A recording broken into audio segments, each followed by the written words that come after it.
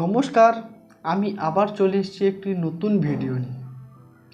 দীর্ঘ 1 বছর অপেক্ষা করার পরে আমার আর কিছুদিনের মধ্যে আসতে চলেছে দুর্গাপূজা, বাঙালির সবচেয়ে বড় উৎসব। তো এই পূজাতে আমরা মায়ের দর্শন পাওয়ার জন্য সারা রাত করে ঘন্টার পর ঘন্টা আমরা ভিড়ের মধ্যে দাঁড়িয়ে থাকি এবং ভিড় ঠেলতে ঠেলতে গিয়ে মায়ের প্যান্ডেলে গিয়ে উপস্থিত হই। বাট সেই প্যান্ডেলে গিয়ে আমরা কী দেখতে পাই?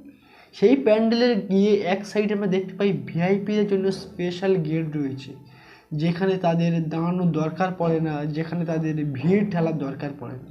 আচ্ছা বলুন তো, এই সব জায়গাতে, সমস্ত জায়গাতে আমরা মিডল ক্লাস খেটে খাওয়া লোকেদের খেটে খাওয়া লোকেদেরকে দাঁড় করিয়ে ওয়েট করেই রাখা হয়, আর সমস্ত জায়গাতে শুধু টাকা দিয়ে তাদেরকে ভিআইপি এন্ট্রি দিয়ে সমস্ত জায়গাতে তাদেরকে আলাদা করে ট্রিটমেন্ট করা হয়।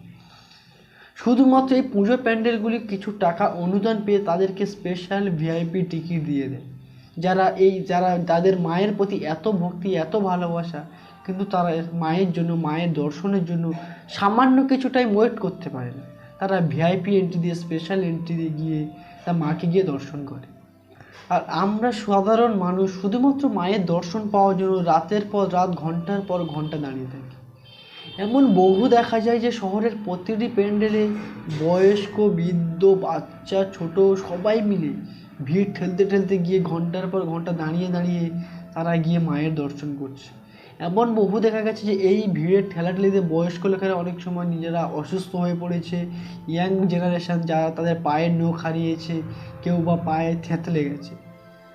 তো সমস্ত জায়গাতে আমাদেরকে পিষে ফেলা হচ্ছে। আমাদের জন্য এই পুজো প্যান্ডেলগুলো কোনো স্পেশাল কিছু ব্যবস্থা নেয় না।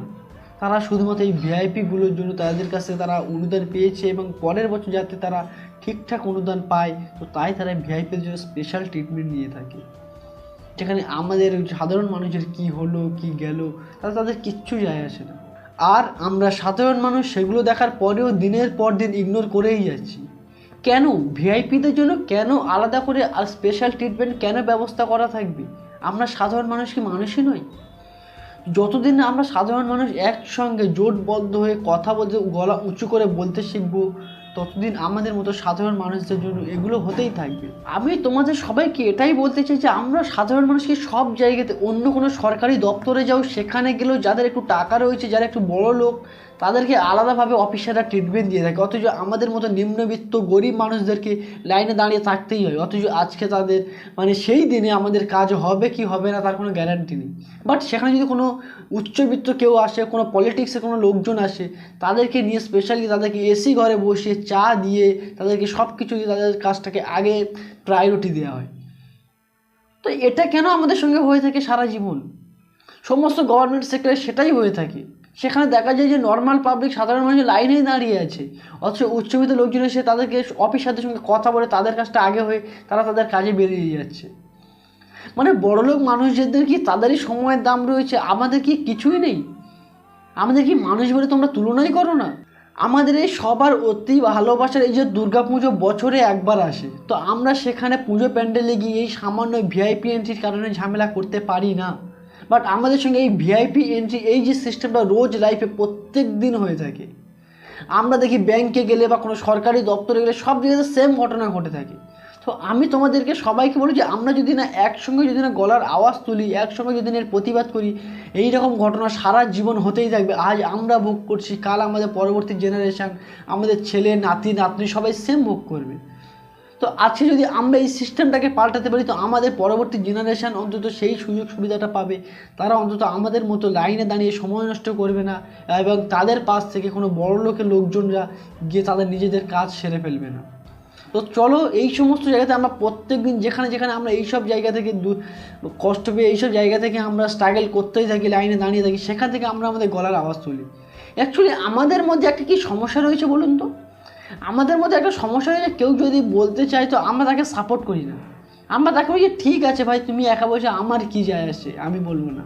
তো আমাদের এই মধ্যবিত্ত লোকজনদের একটাই সমস্যা, যে একজন প্রতিবাদ করে তার সঙ্গে আমরা গলা মেলাতে পারি না, তাকে আমরা ইগনোর করি, আর সেই শেষে অপমানিত হয়ে সেখান থেকে তাকে বের করে দেয়, সেখান থেকেই তাকে তাড়িয়ে দেয়। তো চলো আজ থেকে আমরা সবাই একসঙ্গে লড়বো এই ভিআইপি এন্ট্রি এবং এই উচ্চবিত্ত লোকজনদেরকে স্পেশাল করে ট্রিটমেন্ট দেওয়ার জন্য। শুধুমাত্র আমরা গরিব বলে কেন আমাদের সঙ্গে এই অন্যায় অবিচারটা হয়ে থাকে। আমি আমার এই ভিডিওর মাধ্যমে শুধুমাত্র আমি আমার মনের কিছু কথা, আমি আমার চিন্তা ভাবনা সবাইকে বলতে চেয়েছি, সবার সামনে প্রকাশ করতে চেয়েছি। আমি এই ভিডিওর মাধ্যমে কাউকে কোনো রকম ছোটো কিংবা কোনো রকম হার্ট করতে চাইনি। যদি এই ভিডিওটা তোমাদের পছন্দ হয়ে থাকে তো অবশ্যই এই রকম ভিডিও পেতে আমার চ্যানেলটিকে সাবস্ক্রাইব করে দিও এবং একটা লাইক করে দিও এবং এই রকম ভিডিও তোমার বন্ধুদেরকে শেয়ার করে দিও। তো আবার দেখা হবে পরবর্তী ভিডিওতে। আজকের জন্য বাই বাই।